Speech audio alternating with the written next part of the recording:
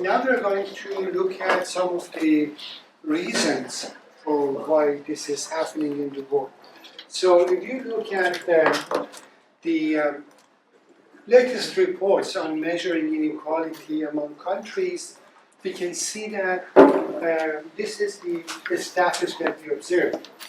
And the ratio that is used, the formula that is used here to measure inequality is called T10B50, which means the measuring the value of the, for example, if the variable is income, take the income that belongs to the top 10%, richest households or richest individuals in society, and then take the income that belongs to the bottom 50% and look at the ratio of that. So if that ratio is equal to 1, it means the top 10% is 5 times as rich as the bottom 50%, because we are not comparing two equal sized populations. We are comparing 10% rich versus 50% poor. So just keep that in mind how you need to look at this formula in this graph. So as you can see here, currently the European countries and Australia and a few countries in Latin America, including Cuba, have a relatively smaller value, which means less inequality based on this measure. But many developing countries have a relatively large ratio between 19 to 50. To give you an idea of what that means, in Brazil, the bottom 50% earn 29 times less than the top 50% in terms of income. So that's a very large income gap. The value, the same value, is only 7 in France. So France has achieved, for whatever reason, France has a smaller inequality of income according to these statistics. Now, obviously we all have opinions about inequality, and there have been many surveys in various countries about what people think about inequality. When is it justified? What are the reasons for inequality? What should government do to address the question of inequality?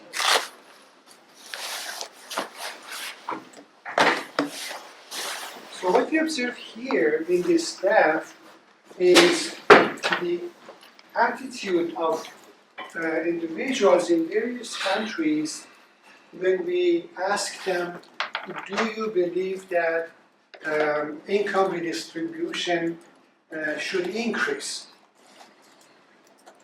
In some most countries, public support for income distribution has increased. When we compare the response to surveys in 1990s and late 2000, meaning 2009 and 2010.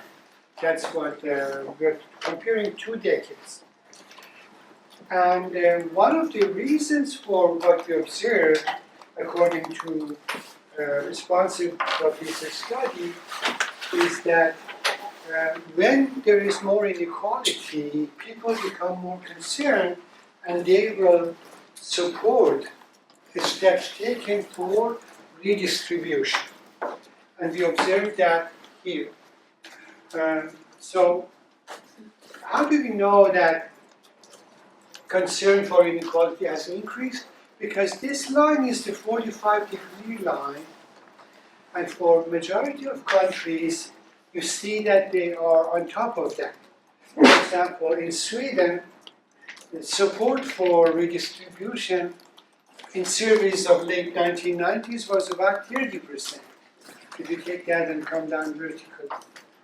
But when the survey was repeated in 1910, or near 1910, you see the position is closer to 60%. So any country above the line means that the support for redistribution has increased.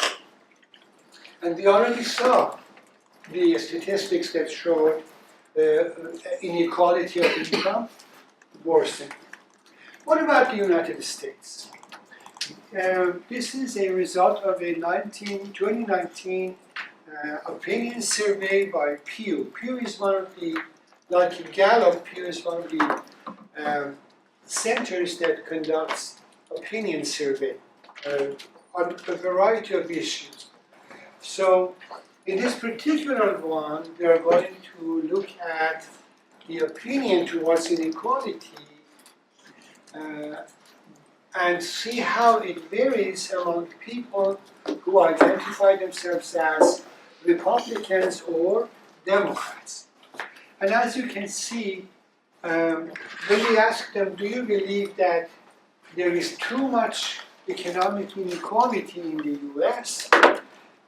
About 61% say yes, but look at the difference between those who identify as close to either leaning towards Republican or Republican, which is 41%, and those who identify as Democrats, 78%. So it is primarily those who are affiliated with the Democratic Party who expressed a large amount of concern about inequality.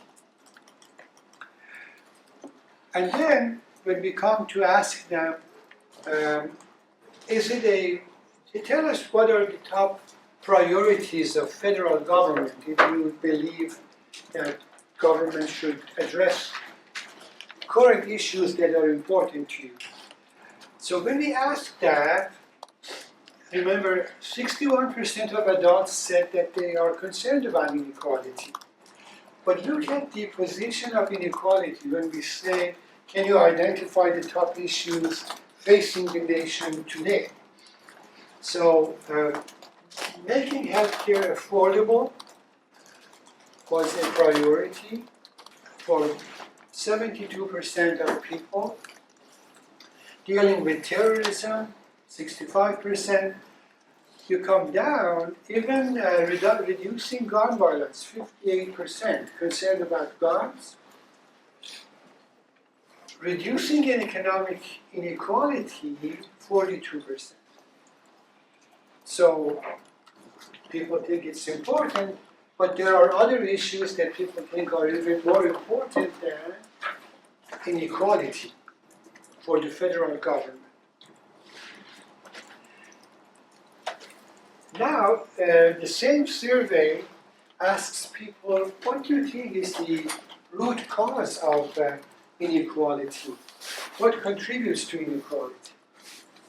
So these are some interesting observations. This column shows the total adult response, but take a look at the difference between those who identify as Republicans and Democrats. So, is it because people make life choices that are different? In other words, there are two ways of thinking about inequality. It has to do with hard work and your choices in life, or we can say it has to do with circumstances that might be beyond your control, that somebody gets rich, somebody is not able to make a lot of money in income. So you can see that generally, on questions that say it has to do with people's choices in life, Republicans tend to say, yes, it has to do with that. We shouldn't be blaming the rich or having a negative opinion about the rich, because they make the right choices, they are hardworking, they are patient, and that's the result of that. So, when they are asked what is the cause of the inequality, or what factors contribute to inequality, one of the responses was discrimination against racial and ethnic minorities. And you can see that the percentage of Republicans who said yes, this is the cause, is only 11%.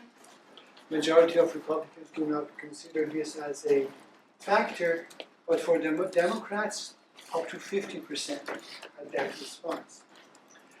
Not enough regulation of corporations. So we say corporations are getting the oligopolistic benefit, the rent that they earn. And obviously the rich have shares of corporations. So when corporations do good, it is the rich that benefit from that. Again, those who are worried about inequality being caused by corporations tend to be Democrats. And so, even when we say just tax system contribute to inequality, because even though income tax is equitable, there are other taxes that every one of us pay at the same rate, regardless of our income, and there are also a lot of subsidies granted for specific activities. You can gain all kinds of tax benefits by engaging in certain investments. And you look at the tax payment of some very profitable corporations. Nominally it should be 40-50%, but in reality it could be 15%, 10%, because they have invested in certain areas that government wants to promote. So tax system could also have, rather than being progressive, it can, the overall tax system, either be neutral or even contribute to inequality. So not everyone believes that inequality is an issue, and not everyone, people disagree on what causes inequality. These disagreements mean that when it comes to political action, it might be hard to gain enough support for redistributive policies when there isn't enough support on that. Now, looking at various countries, especially in this graph, we are looking at the relatively prosperous countries, plus China, which is a middle-income country, and the entire world, and we are looking at the share of top 1% in total gross income of select countries, and it comes from the World Inequality Database, which also wrote the World Inequality Report 2022. So what we observe, and we see this in many other measurements of inequality, is that inequality was relatively high in early 20th century. A number of measures were taken that reduced inequality, because this is the share of top 1%. Obviously, it's quite large, and we're talking about the richest 1% of society. And you can see it's sometimes 15%, sometimes approaching 20%.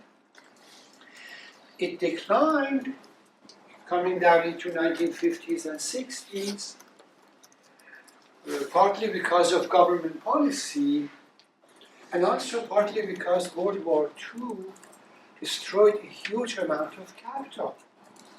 And capital belongs to the rich. And that caused a certain amount of adjustment. But after 1980, political mood shifted towards conservatism. In the United States, Ronald Reagan was elected as president after a very liberal president, Jimmy Carter. In Europe, for example, in the United Kingdom, it was Margaret Thatcher. And both of these leaders, and many leaders around Europe and elsewhere, advocated reducing taxes. They thought it was too much of a burden in order to achieve economic growth. Economic growth was realized, but at the same time, inequality increased. And you can see that in this graph. Look, it comes down, reaches the bottom, and then increases again. Okay. If we look at other regions of the world, again, some similar story when we look at what is happening. This is top 10% comparing US and China. Again, you see a decline and increase.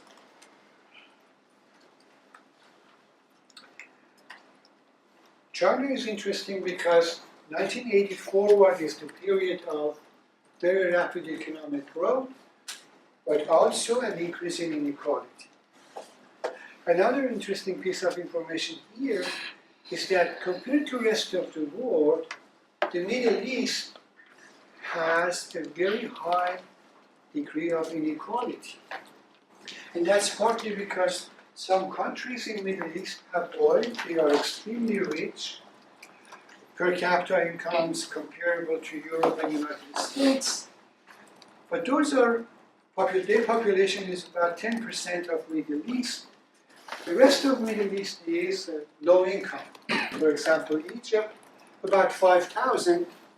A country like Qatar, about $120,000 per capita. And we see that with this line representing Middle East being above the world average and advanced countries. Similarly, if you look at what has happened in various regions around the world, this uptrend is, or some moderate uptrend is visible in many countries. A country that's noticeable is India. India pursued very socialist policies, significant redistribution, because it was governed by a liberal political party, the party of Indira Gandhi and Mahatma Gandhi.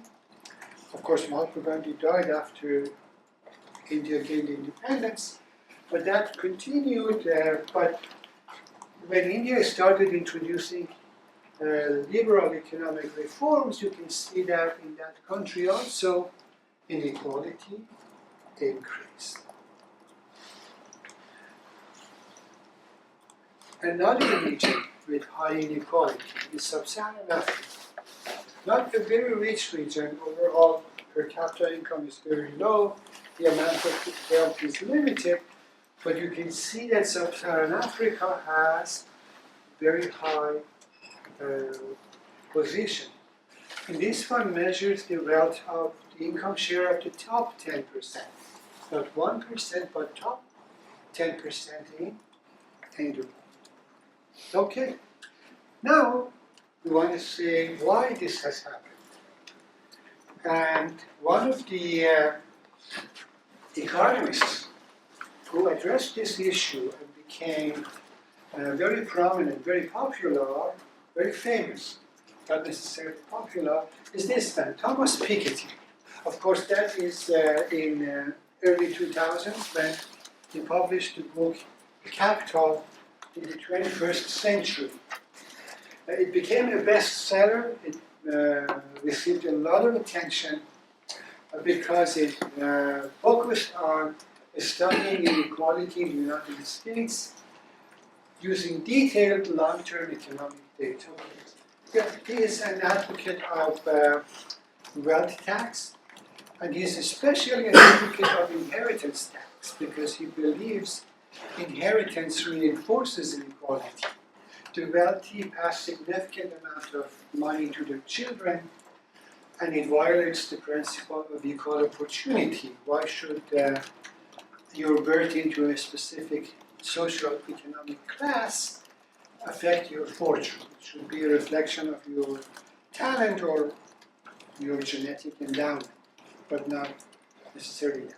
But that's the prescription. They justified the existing inequalities, and that ideology was used to preserve it, so that convinced the middle class, the lower class, that they should not rise against it. Religion was a justification.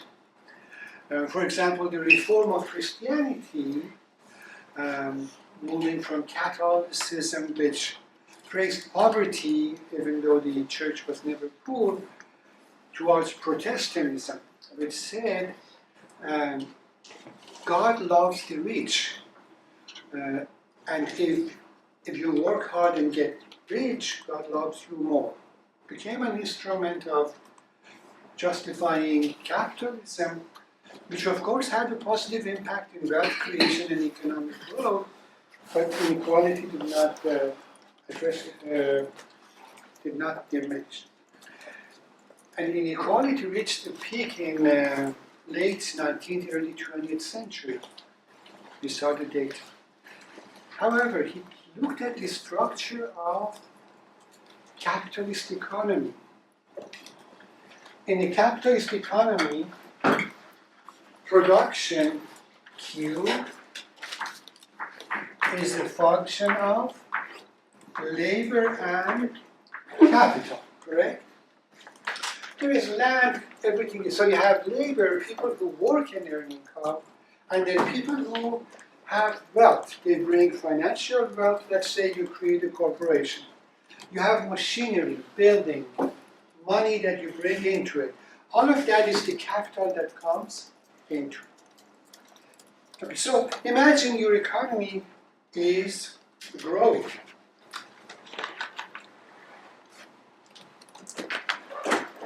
This is time, and this is the country's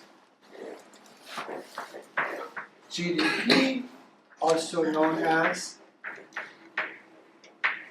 the income, because ultimately whatever is produced and sold, the money that is generated from selling products either goes to pay for the labor or cost of capital and everything else. So if we look at time, let's say T1 and T2, society goes from A to B. Economy has grown, correct? The economy is now producing a lot more output than before. But moving from here to here, you had two groups in society, labor and capital. If we call the rate of growth here as G, then we have to ask ourselves, if this was 10%, did the income of labor and capital grow by 10%? Both of them. If that's the case, whatever inequality you have is preserved because the capitalists, at the end of going from T1 to T2, their wealth increases by 10%, which is the return to their capital, and the workers, their salary, wages that receive also increases by 10%. But what Thomas said was that when we look historically, what we observe is this. If I call the rate of return to capital R, because in your introductory classes, the return to capital is referred to as R. That means that if you have $1,000, you invest and it's $1,100 by end of the year, that $100 extra means 10% return to your capital. And what he said is that historically, when we look at capitalist economies, this R is more than G. Because in the long run, an economy like the United States has grown by around 3%. But when we look at return to capital, this R is equal to, on average, about 5%. Now imagine, your economy is growing every year, we feel wealthier, but if this is growing by 5%, total economy cannot grow more than 3%. So the share of labor or the wages have grown at a slower rate. This could have been, for example, growing by 2%, 1%. Doesn't have to be a fixed value because of the population size of the nation. What matters is that the economy grows at 3%, so total that is available is grown by 3%, but the owners of capital, their share increases at a higher rate. And that is the reason why we have this increase in inequality. That was the argument that he made. This seems like a 2-minute argument, but he used a large amount of data. This book, Capital, is about 1,000 pages, quite long. That's why it's better to watch it on YouTube. The essence of it, it's really interesting, but not to spend time reading it. But he made a lot of money, and now written a new book.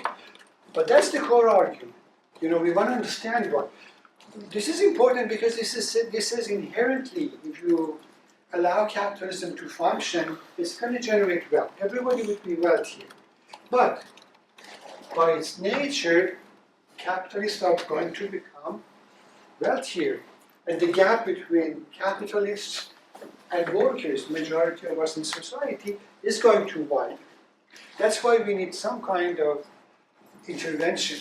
But a good intervention allows the economy to grow, if that's our objective, but does not allow this gap to be way too large.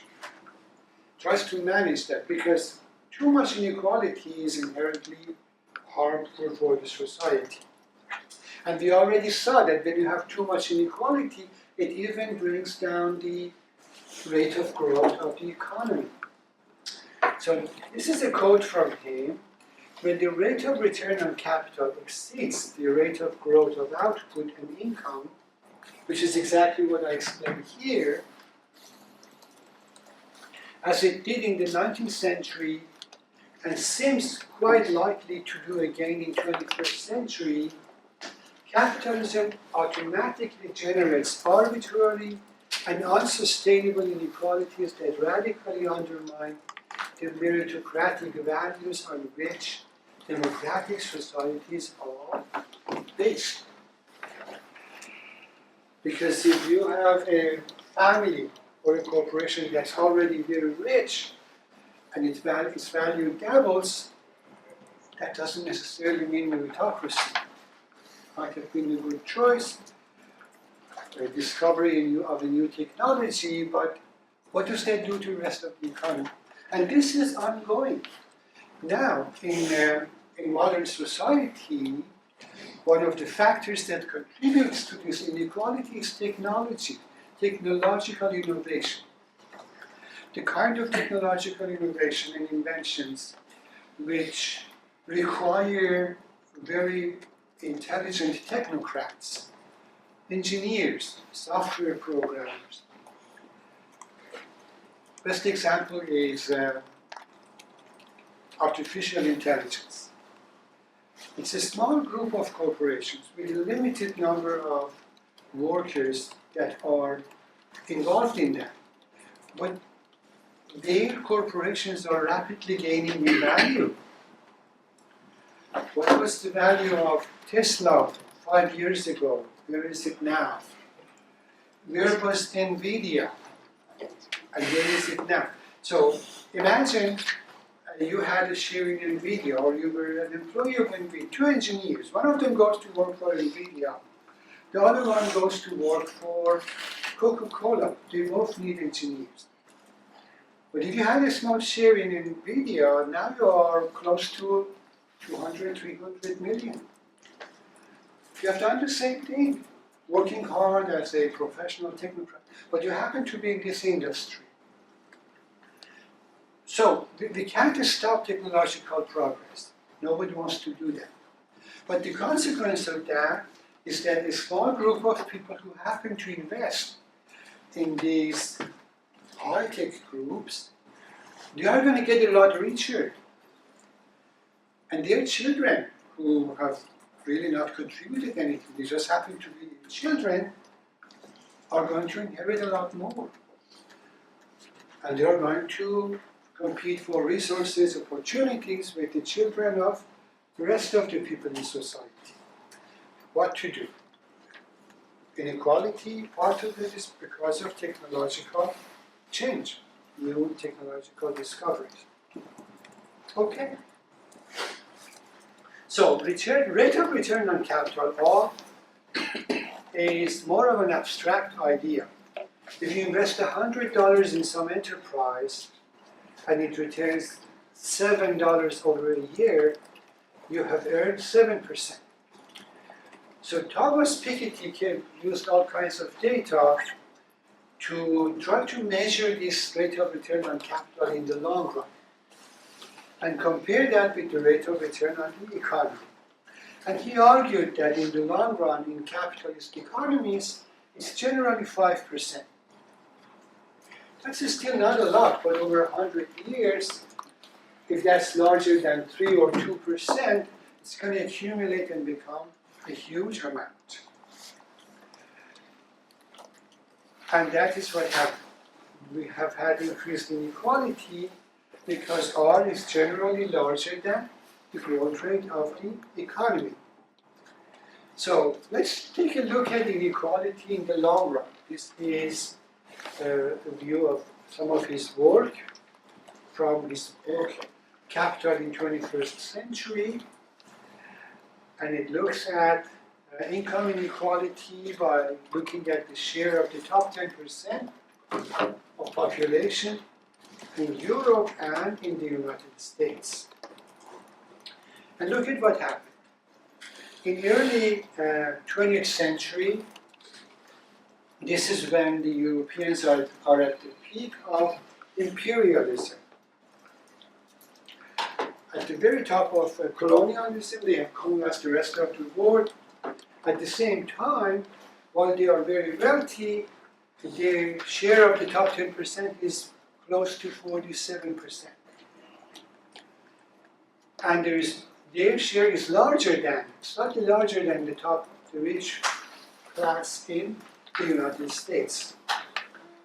But then you have a gradual reversal. For a while, there is, after the Great Depression, there are progressive policies to help the poor, which also involve progressive taxation, and we see a decline in the share of the top 10%.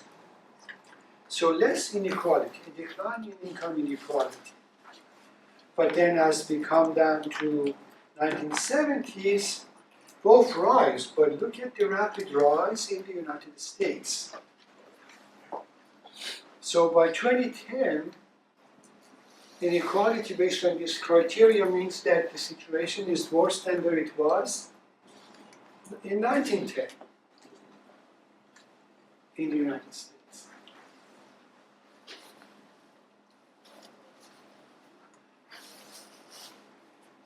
But the survey showed that for many people in the United States, it's not an issue.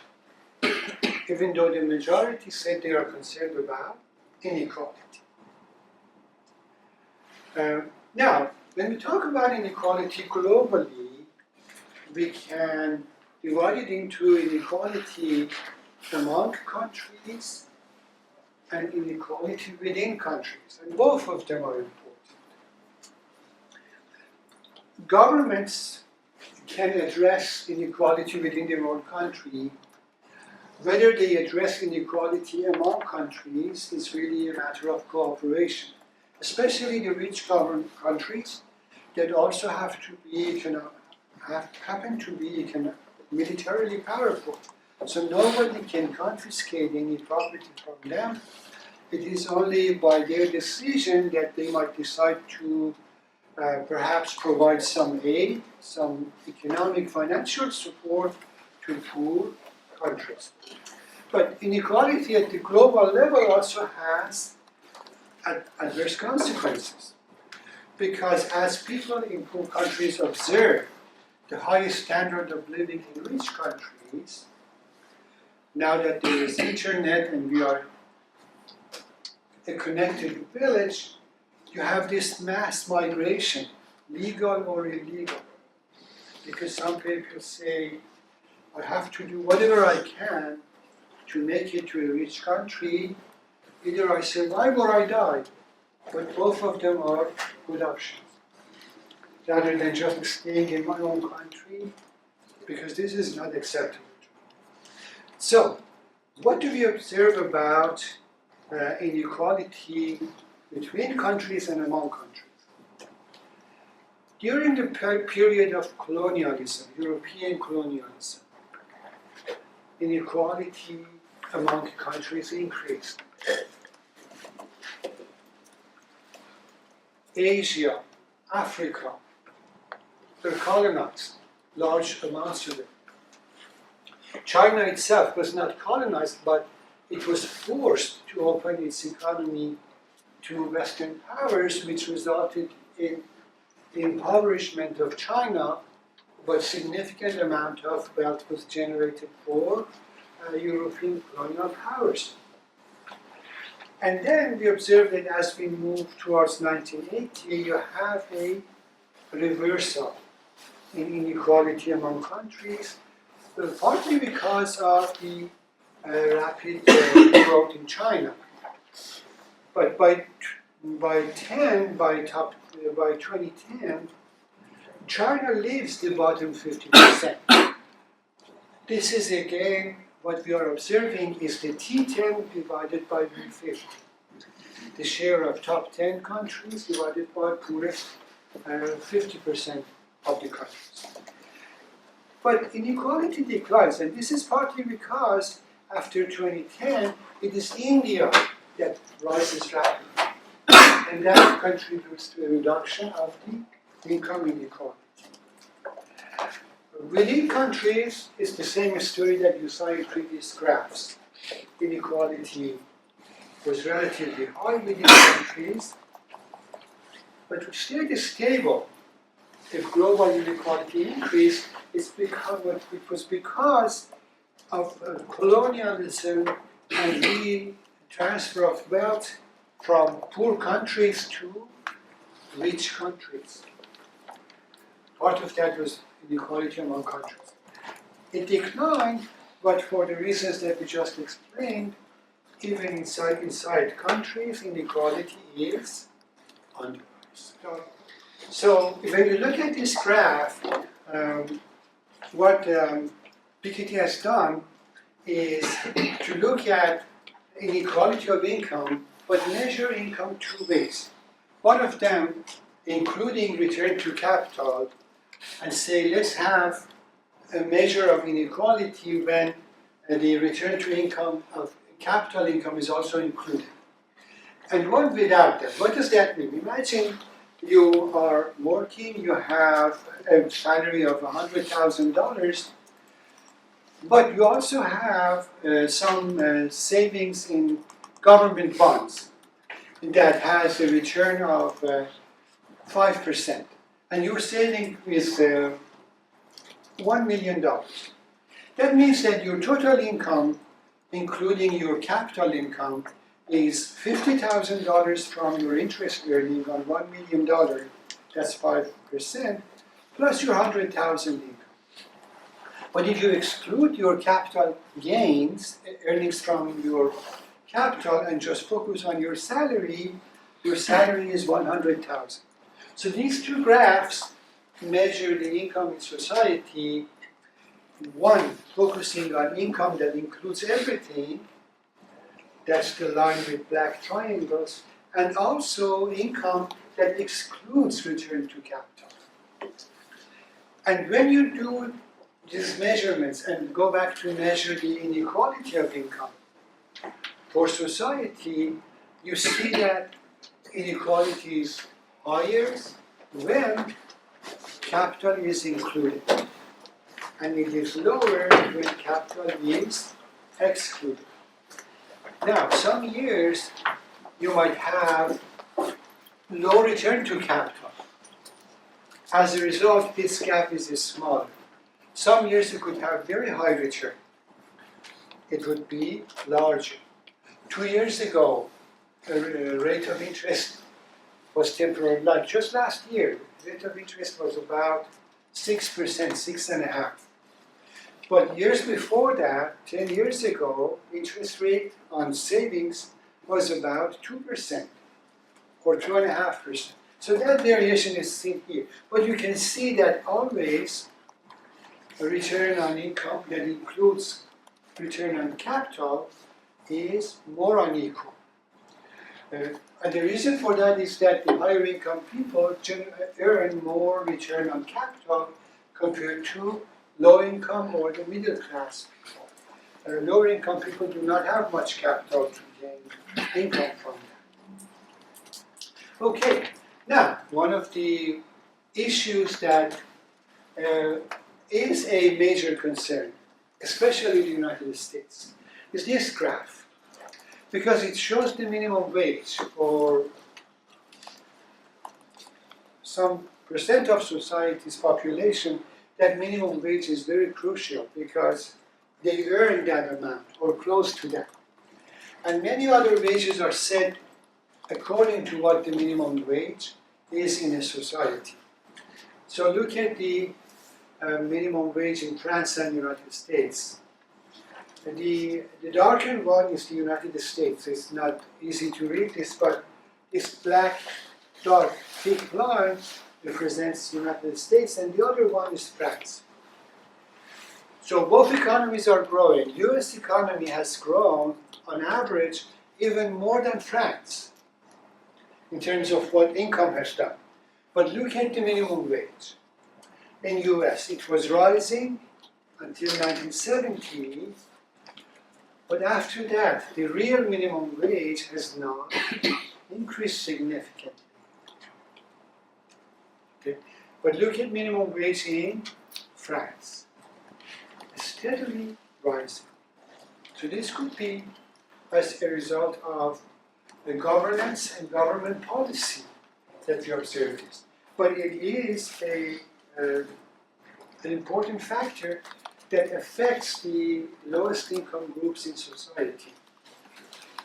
And also young adults, because many adults who start working, maybe in high school or in university, they end up earning minimum wage. Okay. Take a look at this graph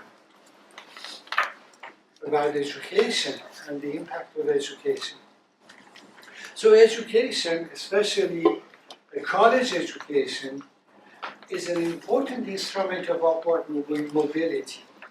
And it does make a positive contribution because government provides all kinds of scholarships, universities have scholarships, and all of that allows people of low income to attend university, and university degree, college degree, is an important contributor to a higher income in the future. But look at the relationship between college participation and parental income. What do we see in this graph? There is a positive and a strong correlation. Practically, families that belong to higher income deciles have a higher chance of sending their children to school. Or, if we don't want to call young adults at age 18 children, adults who belong to these families have a higher chance of participating. Or perhaps this is a decision that people make.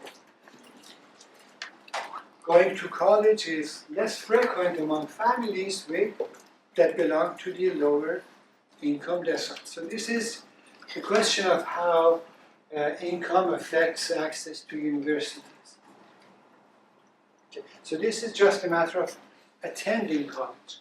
And then when you look at dropping out, again, members of lower income families have a higher rate of dropping out before completing their 4-year degree compared to families, the students that come from higher income families. What about wealth? So we have talked about income. Obviously, income inequality leads to wealth inequality, because what is wealth? Wealth is whatever you have in terms of wealth at the beginning of time, plus the impact of your net saving. If you manage to save more, your wealth will increase. Another factor is the value of whatever assets that you have. If they appreciate, your wealth increases. And price of capital assets has been rising. Therefore, we observe the status of wealth inequality. Again, the same long-term trend. Just like income, wealth increases in Europe and in the United States. Wealth inequality reaches a peak around 1910 and then gradually diminishes all the way to 1970. This is the period of progressive economic policies, income support programs, retirement benefit programs, pension funds for the elderly. Up until 1930s, there was no income support for the elderly. You just had to rely on your own income, which meant that the people who were not able to work, the older people, were among the poor very much, because they had to rely on themselves or family. But the pension, the social security, income support for elderly made a huge difference in reducing poverty and, of course, contributed to reduction of income inequality. But look at that again, gradually after 1970, just as income inequality has increased, wealth inequality has also increased. Make sure, remember, so that everyone slides their fingers. Okay. Similarly, again, this I think shows the same ratio and same story in Europe and the United States. What about some other countries? Here we observe the share of the bottom 50% in US, France, and China ever since 1978. And notice that even in China, the share of the bottom 50% has declined. And it was around 2012 that when President Xi came to power, he decided to engage in some kind of government intervention and government hold on capitalist activity. And after that, a number of very prominent wealthy capitalists came under pressure in terms of their activities in China. And that has resulted in this little adjustment. Nevertheless, you can see that economic reforms have reduced the share of the bottom 50% in these societies. In France, they have had several very strong income support programs that have sustained the share of the bottom 50%. If you travel to France, you see a lot of people enjoying, especially middle class or retired people, enjoying an afternoon drinking wine because the income distribution allows them to have more leisure in their culture and in their society. And of course, opposite to that, you have the share of the top 10%, steadily rising.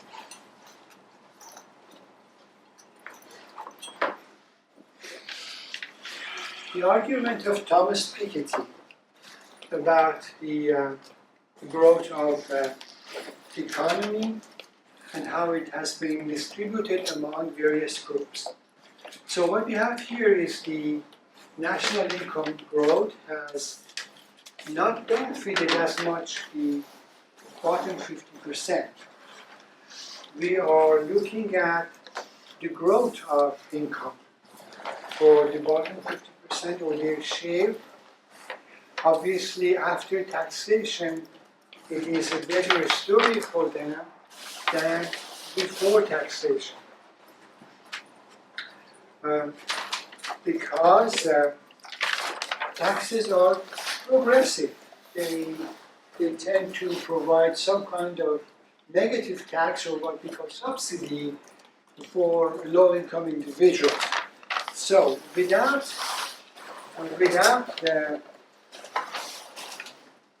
taxation, if we look at the income of the 50%, lowest 50%, and this is about US, their share has only increased by 1%.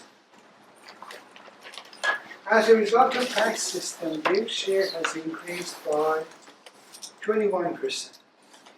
But the economy's growth for all the society, which is measured by the income of all adults in the society, here we're talking about just adults, has been 61%. The economy, as far as income of adults, has grown by 61%, but the bottom 50%, for them it has been 21%.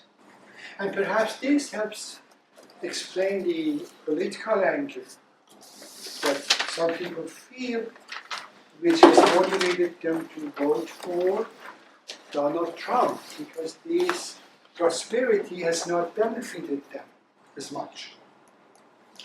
The group of educated people who have benefited from the economy are college graduates, technocrats, people with skills, who generally identify with the Democratic Party. Blue-collar workers, they belong to the bottom 50%. Okay.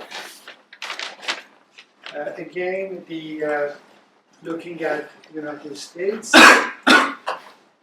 similar theory. The income of the bottom 50% has declined.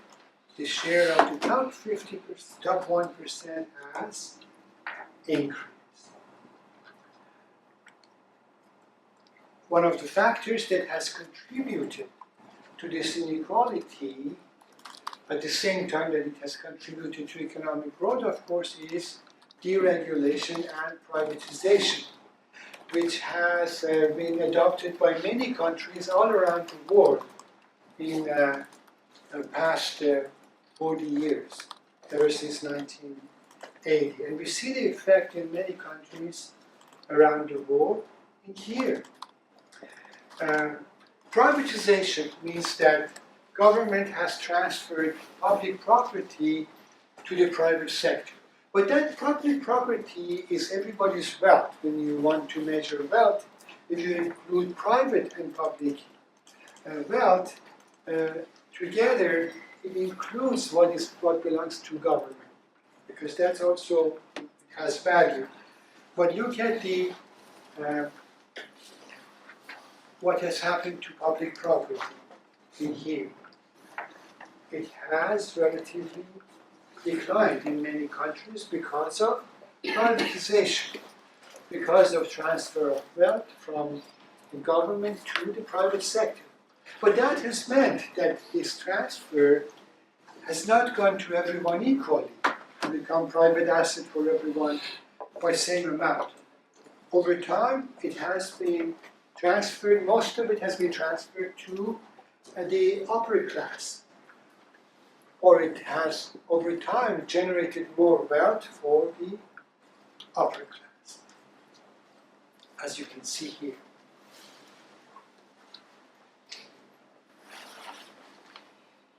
So let's just look at some images of poverty and why inequality can be relatively ugly. This is an image of Casablanca in Morocco. Casablanca is a tourist city. It has many interesting neighborhoods, but around them you have these slums, and here is an example of what life can look like for the poor in the slums. As you can see, there are some domestic animals, cows and donkeys, feeding on garbage in this neighborhood. right next to a relatively more modern neighborhood next to it. And this one is in Yemen, the capital Isfahan, which is now, of course, being bombarded by Western countries as well because of the ongoing Middle East conflict. But these are actually houses that are built with these cloth-covered tents. Another image of the poor children playing among the garbage in those same neighborhoods. And this is an image of what is known as the garbage city in Cairo. In Cairo, there is a huge industry that takes the garbage from all neighborhoods, brings it to a specific neighborhood known as Garbage City, and then it is processed and recycled. Thousands of people are working, going through garbage, separating whatever can be salvaged, metals, plastic, putting in different things, which is then being used and maybe transferred to other parts. But there are even tours in Cairo, capital of Egypt, where some tourists are taken to Garbage City to see actually what it looks like. That is called misery tourism.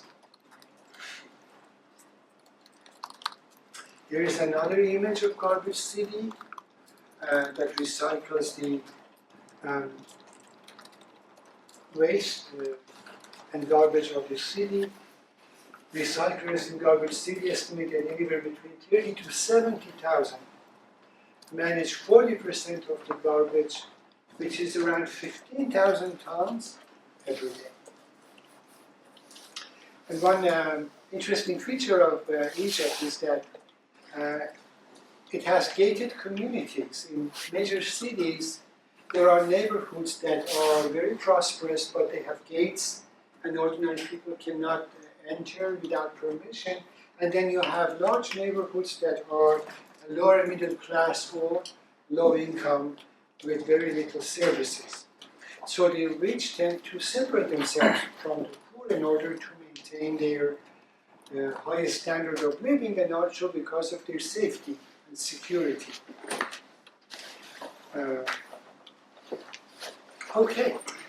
I want to show you a video based on Thomas Piketty's most recent book. So his famous book was Capital, but he now has a different book.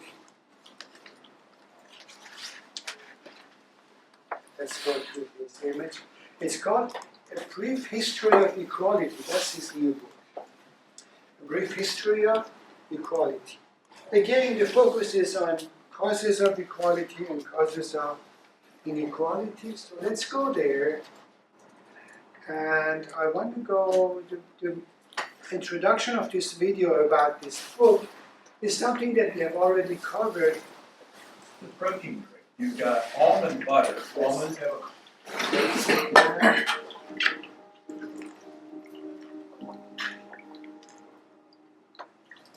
Get back to the historical perspective of how so this is where you start talking this about transformation happened. So this is coming from this book. If you have, if you have a lot of interest in the history of inequality, you can also read these other books of mine. But each of these three books is about 1,000 pages long. So you really need to have a lot of time and to be very motivated. I don't ask you to be so motivated. So if you have a limited time, we all have a lot of things to do. I recommend you read this one, which is 200 pages long, 250 pages long. You can read it in a weekend. And I think it's a sort of synthesis of what I have been finding in the past. And it's also maybe a clearer book, and maybe a more optimistic book in the sense that I try to stress the positive evolution of the past and how they came about. And you can always say there's too much inequality, and in some way this is true. But here I want to stress the positive evolution toward more equality, which I think in the past has been a huge historical success. And I think it's important to start from that. So I'm not going to present everything in the book. try to focus on a few big historical evolutions. So first, regarding income inequality. So here this is data for France, but this is quite representative of what we have in Western Europe in general. And so, this is what I was showing you with the world map before. In the long run, the share going to the top 10%, used to be between 50 and 60% in the 19th century. It's now 30-35%. In Sweden, it will be 25-30%. And if you look after tax, after all in-kind transfer, it will be as small as 20-25%. So you must compare to over 50% before World War I. It's a very substantial long-run reduction of inequality. And I will argue this has been a very positive transformation in the long run. The share going to the bottom 50% and the middle 40% has increased a lot in the long run. Now that's for income inequality. Now if you look at exactly the same graph for wealth inequality, this is what you get. So again, this is for France, where we have pretty good historical data on wealth and inheritance in particular. But we have similarly good data for Sweden, to some extent for Britain, to a lesser extent for Germany, but anyway, for every European country where we have good historical data, we get almost exactly the same kind of numbers. And the bottom line is, in the long run, there's been a compression of inequality, in the sense that, look, the top 10% share used to be 80-90% of total wealth. It is now between 50 and 60%. So it's a very substantial reduction of inequality. But there's still a lot of inequality. So if you look at the situation today, the bottom 50% share in a country like France is going to be 6%. That's more than in the 19th century, where it was 1 to 2%. So it's a lot more. Yeah. But for 50% of the population, it's really very small.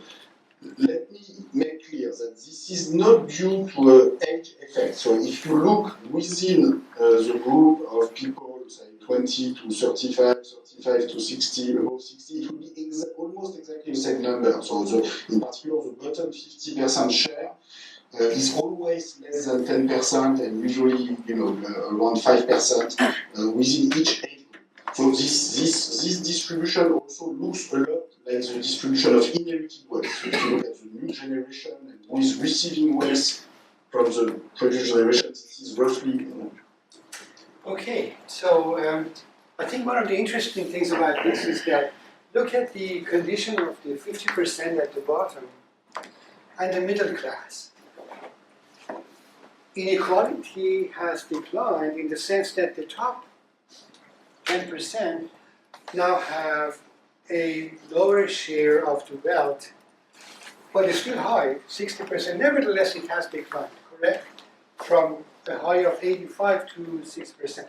But who has gained? It's the middle class. So, when we think about democracy and ask ourselves, what is the outcome of democratic policy decisions? One of the key factors is that there's a tendency all you need is majority to hold the policy, correct? So remember we talked about coalitions among various groups in society. The middle class sometimes can make a coalition with the lower class for a lot more redistribution, or they can make a coalition with the upper class so that they still gain, but it doesn't mean that the lower class would also benefit from certain policy. In many societies that are democratic, we observe this. All you need is some kind of, the rich, when they look around, they try to find a 51% majority. They use all kinds of influence on politics, but as long as you maintain that majority, you can prevent too much excessive distribution. And that we see the story here and in many cases in the United States. The middle class uses its population to gain resources from government for itself, improve its position. For example, in education, you notice who benefits from all kinds of programs that politicians have for educational support. It's primarily the middle class that benefits from them. Because in order to get re-elected, they need that majority that's in the middle class position. We see the result here. The middle class can be empowered through democratic reforms, so that then they will use their power to add to their own wealth, add to their income, but that doesn't mean that they will necessarily also support significant redistribution to the poor. And we see that here in terms of the status of the lower 50%. Even in a very progressive country like France, which always claims to be a bastion of democracy and equity, the poor still get less than 10%. 50% of the society owns less than 10% of the wealth, and then the middle class, of course, is in a better position. I want to go forward to some other discussion. There's maybe an interesting discussion here as well. In a way, that's partly a measure of this, because as I was saying, the distribution of inherited wealth is going to be very close to this.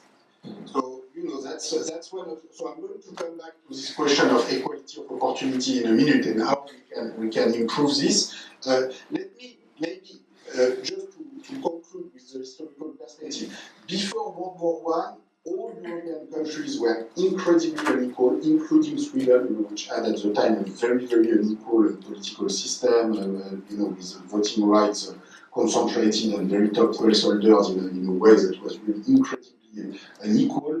And so this was Europe before World War I. And here I want to illustrate the fact that there's been still a major transformation. So if you compare Europe 1913, Europe today, you can see this middle, the rise of this patrimonial middle class, which is still quite significant. So, the two are true at the same time. There's been a lot, big movement toward more equality, but still there is very high concentration of wealth. In the US, as I was saying, that it's a war, destroying the two world wars, destroying all the capital stock, and the capital was mostly owned by the wealthy. Yeah, well, except that in 2020, the capital stock has been, reconstructed for a long time. And what's important is that still there's been a structural change in the distribution.